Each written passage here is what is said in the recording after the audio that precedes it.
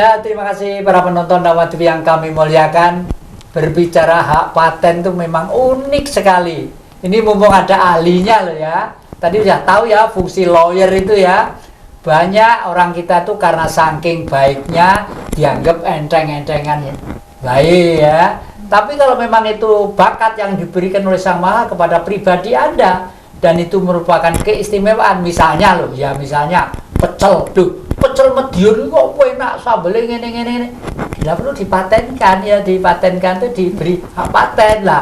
Nun sewu Bu, kalau andai kata seperti itu untuk mengurus hak paten tuh kira-kira harus bagaimana Bu supaya mendapat perlindungan nasional dan internasional bila perlu? Untuk mendapatkan hak paten itu yang mau dipatenkan itu disampaikan kepada lawyernya, bendanya seperti apa, terus sejarah-sejarahnya bagaimana, hal-hal yang diperlukan untuk pembuatan hak paten itu disediakan dulu, baru nanti kita akan mempelajarinya dan membicarakannya kepada instansi yang terkait. Jadi tidak bisa langsung terburu-buru. Nanti dari sana baru setelah dari instansi terkait baru kita akan bisa memberikan. Jadi nggak bisa langsung terburu-buru. Ya jelas ya para penonton Dawatwi yang kami muliakan. Intisarinya bahwa hak paten itu penting karena saking baiknya orang Jawa itu tidak duwe pamrih apa-apa. Bagaimanapun kita itu sekarang berekonomi itu sudah bergaul di dalam perekonomian, itu sudah menyangkut masalah kemanusiaan, sosial dan lain sebagainya. Yang di dalam ilmu pengetahuan psikologi ekonomi paling tidak ekonomi itu merupakan satu urat nadi kita untuk menghidupi manusia secara umum. Oleh karena itu perlu ditata pergaulannya seperti pers saja. Pers itu jangan dianggap sokor nulis, tidak bisa. Ada yang namanya kode etik jurnalistik.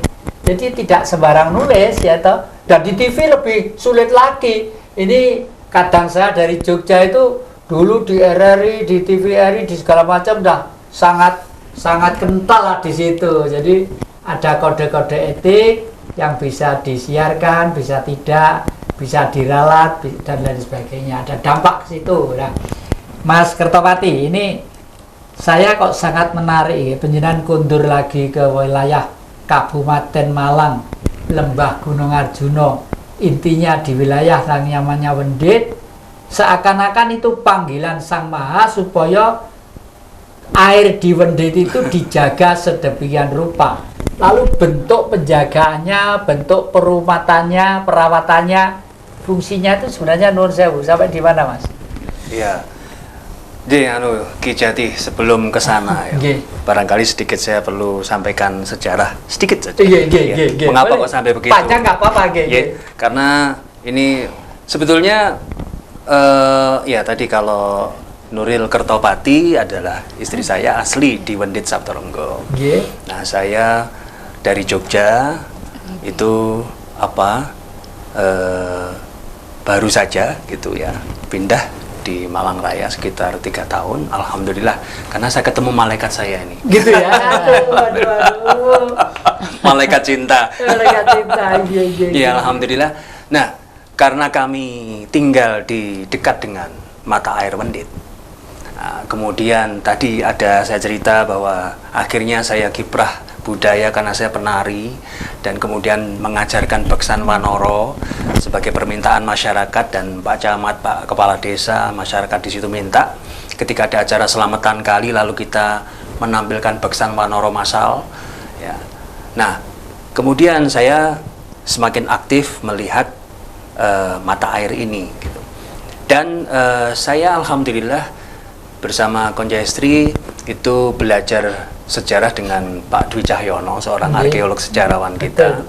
Nah, kami begitu dekat dan semakin kami paham bahwa Malang Raya ini memang akhirnya saya sebut sebagai mata air peradaban. Karena secara sejarah Malang Raya itu adalah merupakan silsilah dari kerajaan-kerajaan besar Jawa. Ya, di sini yang ujung-ujungnya adalah beliau Sang Amurwa Bumi dan juga Sang Prasena Paramita. Nah, kemudian secara geografis di sini penuh dengan sendang-sendang, ya, punjering banyu, gitu, ya, luar biasa. Dan bahkan kiai saya pun juga ngendikan dari Kediri, beliau mengatakan bahwa mata air Wendit bukan mata air sembarangan, gitu. Artinya memang kalau kita telusuri sejarahnya, memang di situ lokasi asa suci Amemuji Para Brahmana Para Raja. Zaman dahulu sering datang ke situ. Termasuk di kitab Negara Kertagama disebutkan Raja Hayam Wuruk itu juga hadir di Wendit. Nah, dari situ kemudian saya mengambil kesimpulan. Ini filsafatnya keluar gitu, Romo, ya. Otak-atiknya keluar gitu. Tapi dengan rasa juga saya melihat bahwa berarti mata air Wendit ini adalah aset bangsa, aset Nusantara, bukan sekedar aset kecil satu wilayah, di mana seluruh anak Nusantara perlu untuk perhatian, khususnya di dalam menghidupkan kembali atmosfer asa suci Amemuji. Maka kemudian saya menggagaskan acara sebelum pandemi, waktu itu kita mulai, namanya Puji Tirto Suci. Ya, acara Puji Tirto Suci adalah acara doa lintas agama dan keyakinan tradisi bangsa. Ya, jadi di situ isinya saya tegaskan dengan masyarakat di situ bahwa ini sekali lagi bukan event. Ini adalah ritual. Ini adalah tempat kita asa suci Amemuji, hubungan kita dengan Tuhan. Jadi orang hadir ke situ disuasanakan agar kembali menghidupkan jiwa-jiwa suci. Nah, seperti Ki Jati kan ngendikan bahwa bagaimanapun kita sebagai terah anak Nusantara itu harus punya kewajiban adalah untuk mensucikan perilaku kita. Nah, berarti mensucikan itu sumber perilaku adalah jiwa. Maka dengan sesuci Amemuji, dengan Tirto Suci, mudah-mudahan kita mendapatkan anugerah Tirto Suci Perwitosari. Nah, itu yang akhirnya membasuh. Kalau bahasanya Sultan Agung kan mamasuh malaneng bumi, mangasah mingising budi. Jadi membasuh malapetaka dunia yang sumbernya adalah diri kita sendiri, ego manusia ini dibasuh agar kemudian mangasah mingis ing budi. Jadi mengasah budi pekerti agar jalan kepada Tuhan itu tiada lain adalah jalan budi, agama budi. Nah, menika. Jadi seperti kalau Nabi saya, Kanjeng Nabi Muhammad SAW ngendikan, itu adalah menyempurnakan akhlak atau budi pekerti. Sesungguhnya itulah. Nah, saya melihat Malang Raya menika kunci. Iya.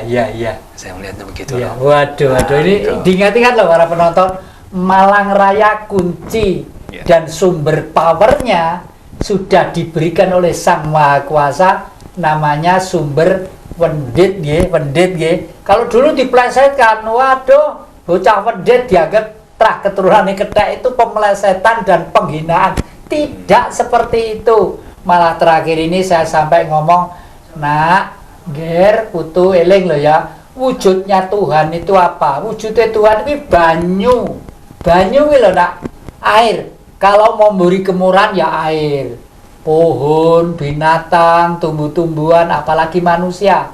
Gak ono banyu ya bingung gitu loh ya, bingung.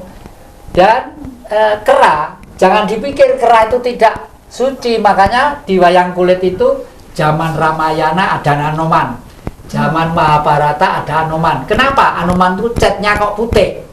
Yang lainnya ada Anggodo, Sugriwa bisa dicat macam-macam. Yang dicat putih itu adalah titah-titah suci. Sampean pernah tahu bagaimana kalau mereka itu ada yang mati? Kethek, kera, kalau temannya mati dikubur oleh teman-temannya, dikubur, dipendem, diuruki, baru dia tirakat yang dhuwur sambil nyawang gitu, sambil meneteskan air mata. Itu tingginya seperti itu, masa manusia kalah karakter jiwanya dengan kera-kera itu ya? Ayo kita kembali ke bangsa Nusantara yang sejati ya. Oleh karena itu nun sewu Mas, imit orang di daerah nggih. Kalau namanya kerajaan tuh sangar, angker, anggun, tanpa wah. Nun sewu, sebenarnya kehidupan di dalam keraton itu bagaimana Mas di Jogja khususnya? Oh nggih. Nggih nyun dalam sewu, sebelumnya memang ayahanda kula itu abdi dalem keraton, abdi dalem ya. Dan yang buyut saya yang Purbaningrat, KRT Purbaningrat memang adalah pencipta Beksan Wanara itu sendiri. Yang menciptakan gerak itu adalah yang buyut saya. Nah, menawi Surya Mataram yang nama itu saya saya pakai itu adalah bapak dari yang buyut saya Purbaningrat. Ya. Nah, beliau-beliau yang hidup memang di keraton. Ya. Kalau saya ini generasi yang sudah agak di luar. Gitu. Tapi yang jelas, yang saya amati bahwa kehidupan di dalam keraton sesungguhnya sama saja dengan di luar. Sederhana dan lebih menggunakan rasa. Jadi bahwa tata krama yang muncul itu bukan adalah paksaan tetapi keterpanggilan jiwa secara otomatis. Karena atmosfer yang ada di situ adalah atmosfer keindahan dan keagungan. Jadi indah itu karena jamal ya, sifat Tuhan jamal, agung itu jalal. Nah, jamal itu lalu jadi gamelan itu kan jamal ya. Gamelan niko karena suasana atmosfernya adalah suasana yang menyejukkan. Nah, kemudian itu menyentuh hati dan akhirnya kesederhanaan di dalam tata krama itu muncul dengan sendirinya. Jadi sebetulnya sama saja kehidupan di dalam itu saya melihat dari kacamata agak di luar begitu, alhamdulillah sesungguhnya sama saja dengan yang di luar gitu. Cuma memang unggah-ungguh itu muncul, tetapi sekali lagi sebagai bentuk ketidakterpaksaan, tetapi muncul dengan sendirinya.